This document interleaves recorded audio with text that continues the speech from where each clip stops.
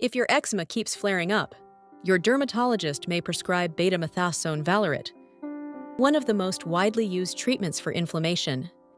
Here's what it actually does. Betamethasone Valerate is a topical corticosteroid used to relieve the redness, swelling, and itching caused by moderate to severe eczema. It calms the overactive immune response in your skin, giving fast, effective relief during flare-ups. Apply a thin layer only to the affected areas, usually once or twice a day as prescribed.